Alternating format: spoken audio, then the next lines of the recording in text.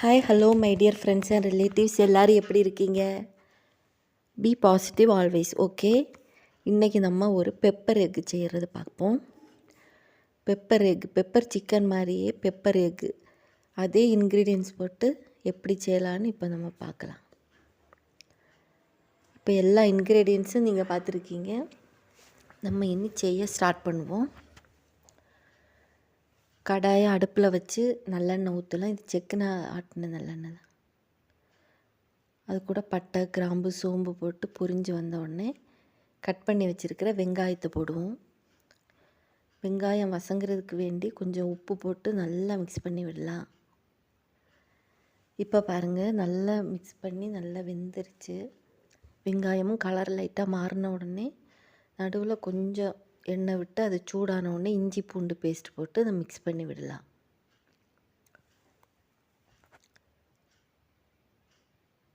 இப்போ நல்லா இஞ்சி பூண்டு வெங்காயம் எல்லாம் கலந்து நல்லா மிக்ஸ் ஆகும்போது ஒரு நல்ல ஃப்ளேவர் வரும். அதுக்கப்புறம் அது கூட தக்காளியும் போட்டு நல்லா கிண்டி விடுங்க.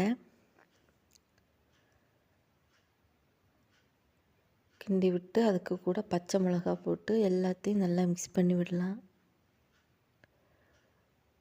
எல்லாம் அந்த எண்ணெய் கூட சேர்ந்து நல்லா குக் ஆகி வரட்டும். அப்போ தான் ஒரு நல்ல வாசம் அடிக்கும். இனி நம்ம மசாலாத்தூள் ஒவ்வொன்றா போட ஆரம்பிப்போம். ஃபஸ்ட்டு மஞ்சத்தூள் போட்டு நல்லா மிக்ஸ் பண்ணி விட்டதுக்கப்புறம் மல்லித்தூள். இது எல்லாமே வீட்டில் பொடிச்சு வச்சது. நீங்களும் அதே மாதிரி வீட்டிலே பொடிச்ச மசாலாத்தூள் யூஸ் பண்ணுங்கள். அப்போ தான் உடம்புக்கு நல்லா ஆரோக்கியமாக இருக்குது, நல்லா வாசமாகவும் இருக்கும் குழம்பு. எல்லா மசாலாவும் நல்லா மிக்ஸ் ஆகட்டும். அதுக்கப்புறமா கரம் மசாலா போடுவோம். மிளகாய்த்தூள் கொஞ்சமாக தான் போட்டிருக்கேன், ஏன்னா இது பெப்பர் எக் ஆனதுனால பெப்பர் நல்லா காரமாக இருக்கும். அதனால் கொஞ்சமாக போட்டு அப்புறம் இதுவும் வீட்டிலே பொடித்த பெப்பர் போட்டு நல்லா மிக்ஸ் பண்ணி விடலாம். இப்போ மசாலா, வெங்காயம், இஞ்சி பூண்டு, தக்காளி எல்லாம் சேர்ந்து அந்த மசாலா கூட ஃப்ரை ஆகி நல்லா வெந்து வரும்போது பச்சை வாசனை எல்லாம் போய் குழம்புக்கு நல்ல ஒரு டேஸ்ட் கிடைக்கும்.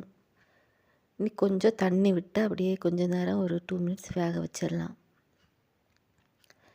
நல்லா மிக்ஸ் பண்ணி விடுங்க, ஏன்னா அடி பிடிக்காமல் இருக்க நம்ம நல்லா மிக்ஸ் பண்ணும்போது தான் அடி பிடிக்காமல் இருக்கும்.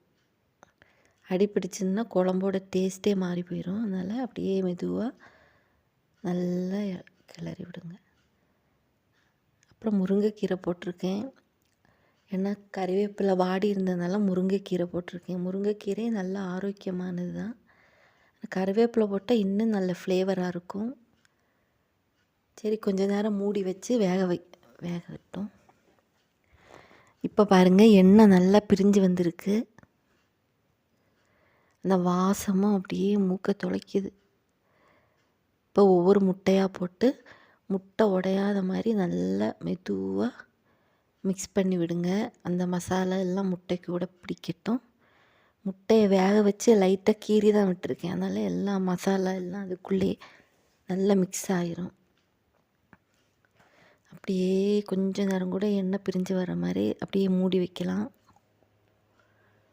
இப்போ பார்ப்போம், பாருங்கள், நல்லா ரெடி ஆகி நல்லா வெந்து எல்லா மசாலா முட்டை எல்லாம் கலந்து நல்ல சூப்பர் ஃப்ளேவர் வருது.